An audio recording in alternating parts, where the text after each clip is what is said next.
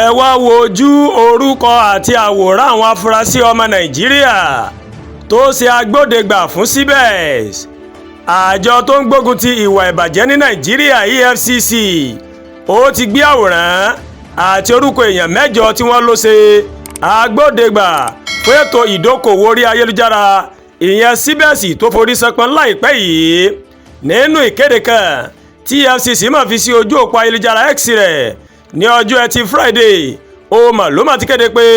òun máa ń wá àwọn èèyàn náà fún ipa tí wọ́n máa kó nínú bí iléeṣẹ́ CBES bó ṣe ráyè fìdí múlẹ̀ tó sì gba òbítíbitì owó lọ́wọ́ àwọn tó bá wọn dòwò pọ̀. ọ̀sẹ̀ méjì sẹ́yìn ó ní ojú òpó ayélujára CBES ló máa daṣẹ́ sílẹ̀ tí àwọn oníbàárà tí wọn kò sì rí owó wọn gbà jáde. wọ́n ní kété tí iléeṣẹ́ CBES tó máa kó owó àwọn èèyàn ó ní àwọn ọ̀dọ́ kan mọ̀ ìyàwó ọ́fíìsì wọn nílùú Ìbàdàn tí wọ́n sì bẹ̀rẹ̀ sí ní kó gbogbo ẹrù wọn lọ.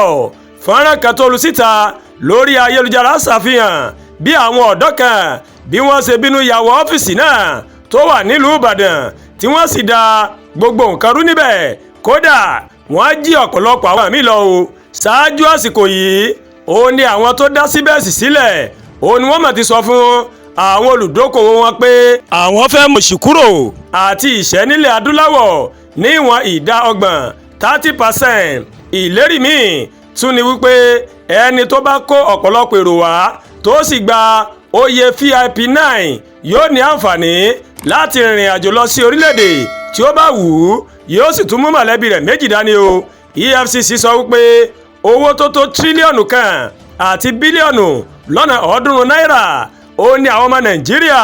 ó ní wọ́n pàdánù sínú ètò ìdókòwò orí ayélujára CBES náà. ọjọ́bọ̀ Thursday ọjọ́ 24 oṣù kẹrin ọdún 2025 yìí oníròyìn kọ́kọ́ sọ wípé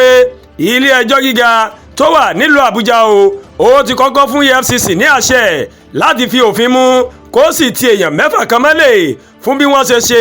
agbátẹrù ètò sógúndogójì náà. àmọ́ nígbà tí yóò di ọjọ́ ẹtì Friday àwòrán èèyàn 8 ó ní àjọ náà fi sí orí ayélujára rẹ̀ gẹ́gẹ́ bí àwọn tí wọ́n ń wá